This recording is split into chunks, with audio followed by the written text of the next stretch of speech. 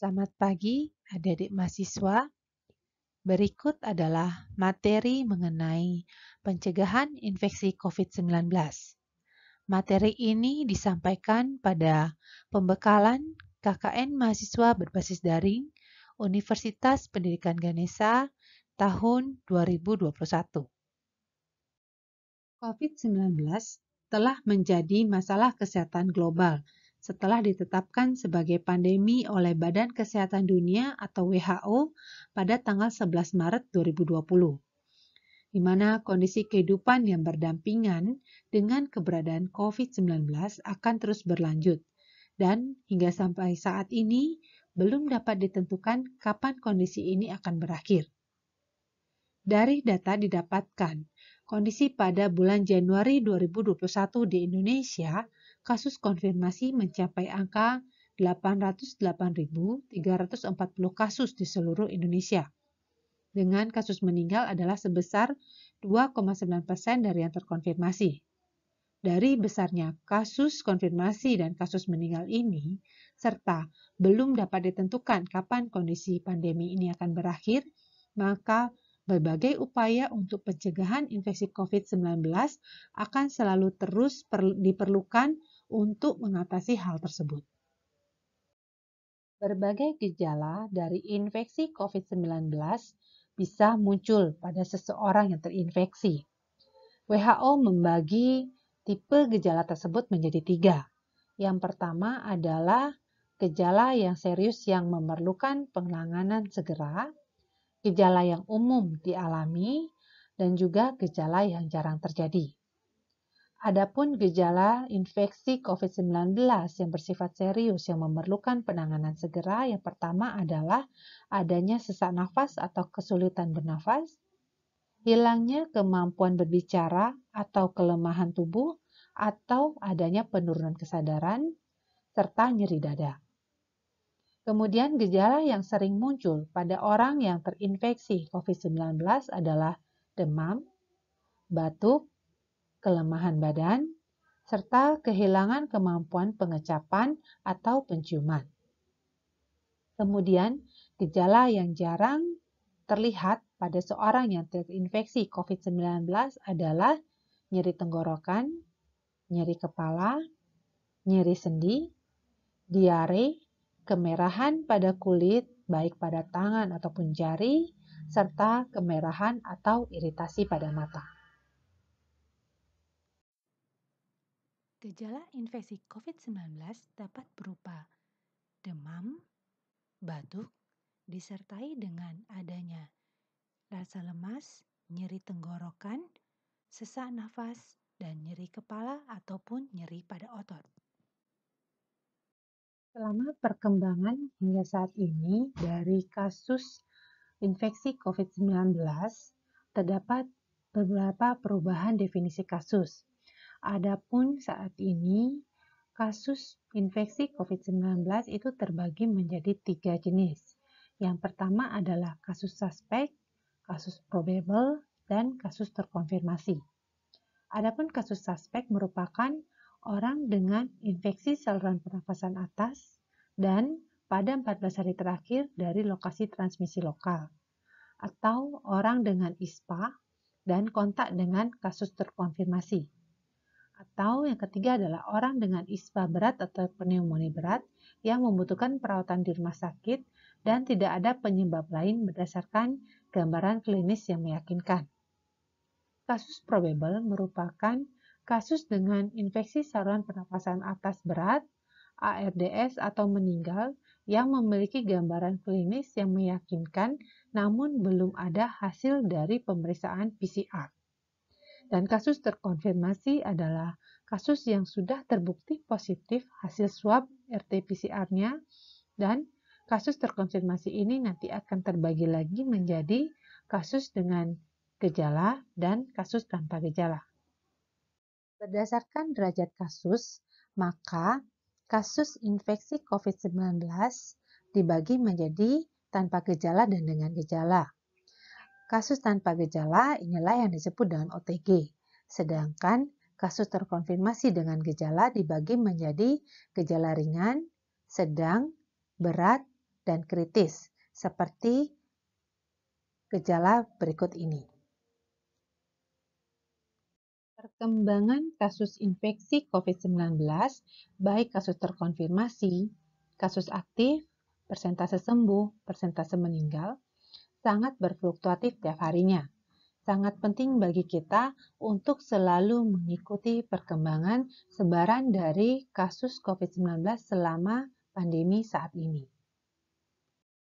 Berbagai upaya dilakukan untuk mencegah dan mengendalikan infeksi COVID-19, di mana beberapa prinsip umum dari protokol kesehatan yang harus dilakukan pada saat ini adalah bagaimana kita memutus rantai penularan pada masyarakat, bagaimana mengembalikan aktivitas masyarakat yang kembali pada situasi pandemi saat ini, kemudian adaptasi pada kebiasaan baru yang lebih sehat, lebih bersih, dan lebih tahan yang dilaksanakan oleh seluruh komponen yang ada di masyarakat, serta memberdayakan semua sumber daya yang ada, serta peranan dari seluruh lapisan masyarakat untuk serta-merta dalam pencegahan dan pengendalian infeksi COVID-19. Protokol kesehatan secara umum yang pertama adalah perlindungan kesehatan individu. Ini diupayakan adalah untuk mencegah penularan COVID-19 pada individu untuk menghindari masuknya virus ke dalam tubuh. Adapun yang dapat dilakukan yang pertama adalah penggunaan masker yang merupakan alat pelindung diri berupa masker yang menutupi hidung dan mulut hingga dagu. Digunakan jika harus keluar rumah atau berinteraksi dengan orang lain yang tidak diketahui status kesehatannya. Sangat penting memperhatikan jenis masker yang digunakan. Yang kedua adalah menjaga kebersihan tangan dengan secara teratur dengan cuci tangan pakai sabun dengan air mengalir atau menggunakan hand sanitizer. Yang ketiga adalah menjaga jarak minimal 1 meter dengan orang lain untuk menghindari terkena droplet. Yang keempat adalah meningkatkan daya tahan tubuh dengan menerapkan perilaku hidup bersih dan sehat, seperti mengkonsumsi gizi seimbang, aktivitas fisik atau berolahraga secara teratur, istirahat yang cukup, dan menghindari faktor risiko penyakit. Ini adalah beberapa jenis masker yang umum digunakan saat ini. Yang pertama adalah masker bedah yang umum digunakan oleh tenaga medis di fasilitas layanan kesehatan dan masyarakat umum dengan gejala flu, batuk, hidung berai, dan radang tenggorokan. Yang kedua ada masker N95 yang digunakan oleh tenaga medis yang kontak langsung dengan pasien infeksi COVID-19. Yang ketiga adalah masker kain yang sangat umum digunakan oleh masyarakat saat ini, di mana digunakan pada saat berinteraksi dengan orang lain di tempat umum dan tetap menjaga jarak minimal 1-2 meter. Masker ini juga dapat dicuci dan digunakan kembali. Bertolak dari penggunaan masker yang sangat banyak pada saat ini, maka program dari KMBD dapat melihat dari bagaimana pola edukasi dan penyediaan dari masker bagi masyarakat untuk pencegahan infeksi COVID-19. Berikut ini merupakan 5 langkah cuci tangan pakai sabun, mulai dari membasahi seluruh tangan, kemudian menggosokkan sabun di punggung tangan dan sela jari, pembersihan bagian bawah kuku, pembilasan dengan air mengalir, serta mengeringkan dengan handuk atau tisu atau dikeringkan dengan dianginkan. Pembiasaan untuk melakukan cuci tangan pakai sabun dengan air mengalir sangat penting diberikan pada masyarakat karena merupakan salah satu hal yang efektif dalam pencegahan infeksi COVID-19. Penyampaian edukasi etika batuk dan bersin di lingkungan masyarakat itu juga merupakan salah satu hal yang penting dilakukan saat ini sehingga dapat mencegah penularan dari droplet dari pasien-pasien yang terinfeksi atau masyarakat yang terinfeksi kepada masyarakat yang sehat. Menjaga jarak minimal 1-2 meter sangat penting dilakukan, terutama di tempat publik. Hal ini perlu dilakukan untuk mencegah penularan dari infeksi COVID-19. Semua tempat publik sangat disarankan ataupun diharuskan untuk melakukan edukasi kepada orang-orang yang berada di tempat tersebut, sehingga penularan dari infeksi COVID-19 bisa ditekan. Upaya peningkatan kekebalan tubuh atau peningkatan imunitas dan pengendalian komorbid merupakan bagian dari upaya pencegahan infeksi secara individu.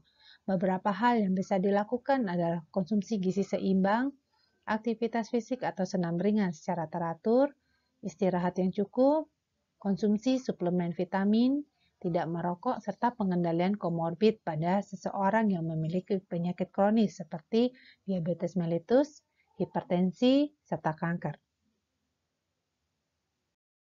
Upaya menjaga kebersihan lingkungan adalah dengan melakukan desinfeksi, membersihkan dan memberikan desinfektan secara berkala pada benda-benda yang sering disentuh dan pada permukaan rumah dan perabot, seperti meja, kursi, gagang pintu, dan lain-lainnya.